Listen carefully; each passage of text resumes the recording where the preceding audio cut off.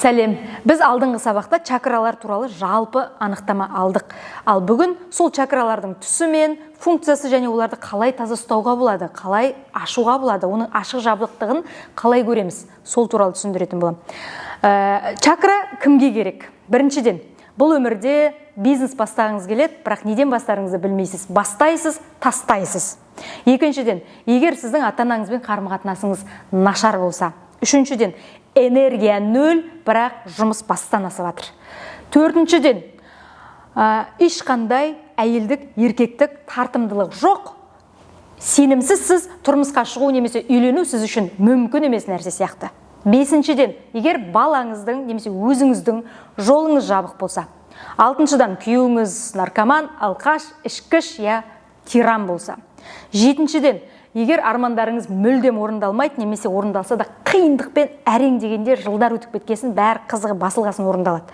Жетіншіден, дуа, жын, пәлекет, тілгөз, ұйқысыздық, шошыну деген нәрселер сізге таныс болса, онда сегізіншіден, егер инстаграмнан ниша таба алмай жүрсеңіз, тоғызыншыдан инстаграмға тікелей эфирге ютубқа шыға алмай, өзіңіздің талантыңызды аша алмай, таныта алмай жүрсеңіз, немесе подписчик жинай алмай жүрсеңіз, онда сізге міндетті түрде чакра тазалау керек.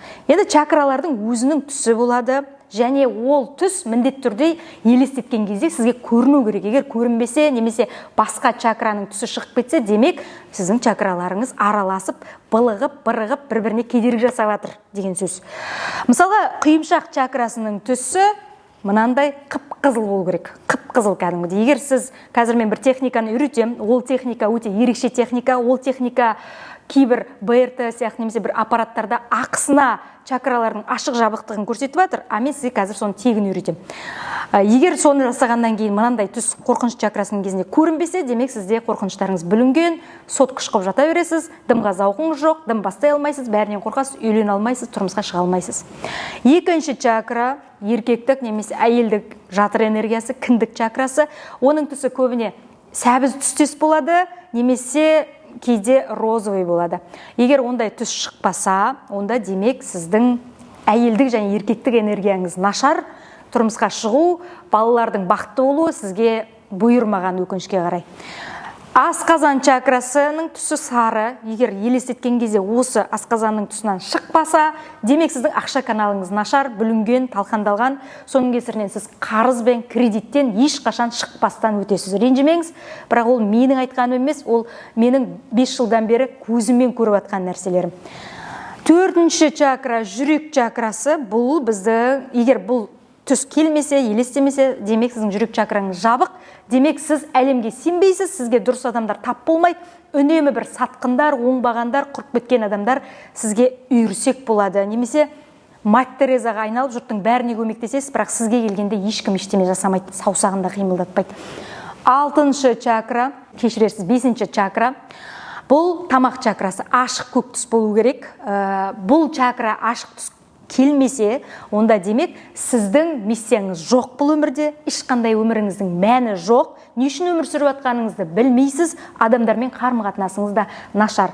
Алтыншы чакра қою көк түс болу керек.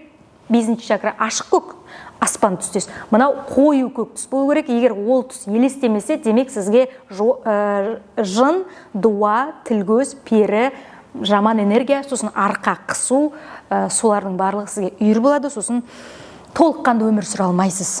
Жетінші чакра, бұл фиолетовый түс, бұл біздің ми чакрамыз, немесе құдай чакрасы деп айтады. Бастағы миға қол жетпес деп шәкәрім атамыз айтпақшы. Бұл чакра ашық болмаса, адамның арманы орындалып болмайды, немесе қиындықпен, азаппен орындалады, тіпті орындалмауы да мүмкін. Ең соңында сіздің өміріңіз тек қана қу тірлік, ақша табу, бірді бірге қосу, біріне жетіспесе біріне жетіспейді. Әйтеуір көрпеңе қарай көсіл болып қана жүресіз, рахаттанып өмір сүру жоқ. Міне, 7 чакраның түсі осында. Енді оны қалай елестетеміз? Мен сізге ерекше уникальный техниканы көрсетіп жатырмын. Кәдімгідей дұрыстап мән беріп жасарсыз, беріліп отырып, бәрін шығарып жіберіңіз. Ешкімді кіргізбеңіз, телефонды өшіріңіз, авиаға қойыңыз, тыныштықта, барлық у-шулардың бәрін тоқтатыңыз да, тыныштықта.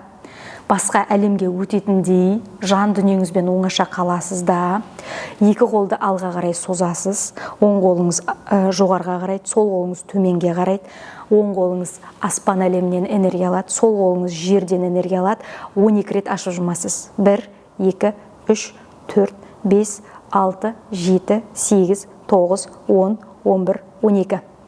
Алмастырамыз, тағы да 12 рет ашып жұмамыз. 1, 2, 3, 4, 5, 6, 7, 8, 9, 10, 11, 12.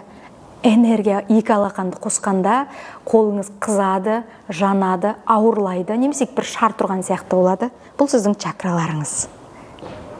Осы чакраны енді әр 7 чакраға ерінбей апарып, көзіңізді жұмып, сол жерден түс елестетуіңіз керек.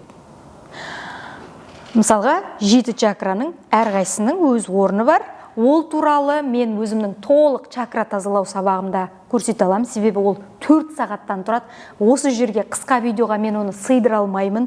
Сондықтан егер сіз өзіңіздің чакраларыңызды толық ашқыңыз келсе, егер өсіп елестеткеннен кейін чакраларыңыздың түсі көрінбесе, онда демек сізге чакра тазалау керек. Ол туралы маған осы видеоның астына дайректке курс деген жазуды жазып жіберіңіз. Сол кезде сізге автоматты түрде бүкіл чакралар туралы курстарым мен жеке сеанстарымды және группалық айына 1 рет Ақтау қаласында өтетін және бүкіл Қазақстан бойынша өтіп тұратын чакра сеанстарым туралы түсіндіретін боламын.